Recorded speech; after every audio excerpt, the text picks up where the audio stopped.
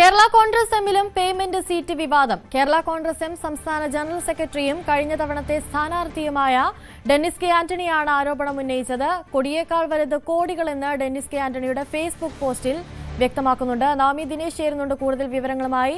നവമി, ഇപ്പോഴിതാ Kerala Congress എമ്മിലും payment seat വിവാദം ഉയർന്നു വന്നിരിക്കുകയാണ്. ഇതിലിപ്പോൾ കൂടുതൽ വിശദീകരണങ്ങൾക്കുള്ള സാധ്യതയുണ്ടോ? രൂക്ഷമായൊരു വിമർശനമാണ് ഇപ്പോൾ ഉന്നയിച്ചിരിക്കുന്നത്.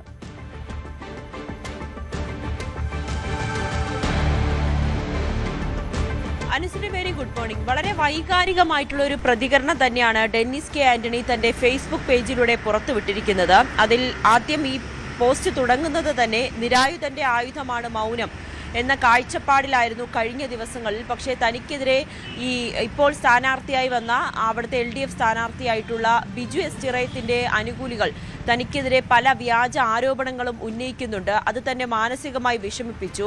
താൻ കഴിഞ്ഞ കുറച്ച് ദിവസങ്ങളിലായി ആശുപത്രിയിലായിരുന്നു. അതിനുശേഷമാണ് ഇത് തനിക്ക് തുറന്ന് പറയണം എന്ന് തോന്നിയത്. ഇതൊരു പേയ്മെന്റ് സീറ്റാണ്, അതായത് ആ പണം കൊടുത്താണ് LDF സ്ഥാനാർത്ഥി അവിടെ സീറ്റ് സ്വന്തമാക്കിയതെന്ന് കൂടിയാണ് ഡെന്നിസ് കെ ആന്റണി പറയുന്നത്. കൊടിയേക്കാൾ വലുതാണ് കോടിയെന്നും വാടക വീടിനേക്കാൾ വലുതാണ് സ്വർണ്ണമഹലെന്നും ഈ തെരഞ്ഞെടുപ്പ് തന്നെ പ്രവർത്തിച്ചു. തന്റെ ഇത്രയും നാളത്തെ രാഷ്ട്രീയ പ്രവർത്തനം അത് കറകളഞ്ഞൊരു രാഷ്ട്രീയ പ്രവർത്തനമായിരുന്നു. ഒരു വിധത്തിലുള്ള ആനുകൂല്യങ്ങളോ അല്ലെങ്കിൽ കൈക്കൂലിയോ ഒന്നും തന്നെ താൻ ആരിൽ നിന്നും കൈപ്പറ്റിയിട്ടില്ല. പക്ഷേ തനിക്കെതിരെ ഉണ്ടായ ആരോപണങ്ങൾ തന്നെ വേദനിപ്പിച്ചു. സീറ്റ് നൽകാമെന്ന് പാർട്ടി പറഞ്ഞ് വഞ്ചിച്ചു, ചതിച്ചു എന്നുകൂടി അദ്ദേഹം തന്റെ ഫേസ്ബുക്കിൽ പറയുന്നുണ്ട്. ഈ സ്ഥാനാർത്ഥി പ്രഖ്യാപനത്തിന്റെ അന്ന് രാവിലെ കൂടി 6:14 പോലും എന്നെ പാർട്ടി നേതൃത്വം വിളിച്ച് താനായിരിക്കും ചാലക്കുടിയിലെ സ്ഥാനാർത്ഥി, പ്രാർത്ഥിച്ചൊരുങ്ങിയിരുന്നോളൂ എന്ന് പറഞ്ഞിരുന്നു.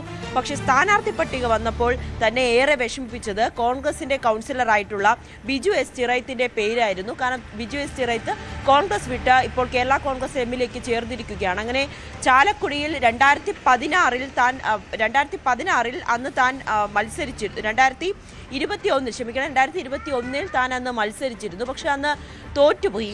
പക്ഷെ പിന്നീട് 26 മത്സരത്തിൽ താൻ അവിടെ വിജയിക്കുന്നതിന് വേണ്ടി ചാലക്കുടിയിലെ വാടക വീട്ടിൽ വന്ന് താമസിച്ച് അവിടെ നിന്ന് പ്രവർത്തിക്കുകയായിരുന്നു.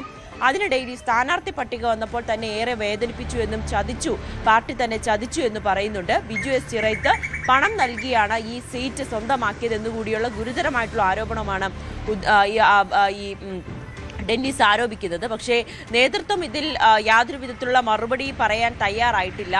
ഈ ബിജു എസ് ചിറയത്തിനെതിരെ വലിയ ആരോപണം തന്നെയാണ് ഡെന്നീസിന്റെ ഭാഗത്ത് നിന്നും ഉയരുന്നത്. ഫേസ്ബുക്ക് പോസ്റ്റിലൂടെയാണ് ഡെന്നിസ് കെ ആന്റണി ഇത്തരത്തിലുള്ള ഒരു ആരോപണം ഉന്നയിച്ചിരിക്കുന്നത്. എന്തായാലും നേതൃത്വം ഇതിൽ ഏത് വിധത്തിലായിരിക്കും പ്രതിരോധിക്കുക എന്നതുകൂടിയാണ് അറിയേണ്ടത്. ഡെന്നിസ് പറയുന്നത് പ്രകാരം തനിക്ക് അവിടെ വലിയ ജനപിന്തുണയാണുള്ളത്. അവിടെ താൻ ഇനിയും അവിടെ നിന്ന് പ്രവർത്തിക്കും.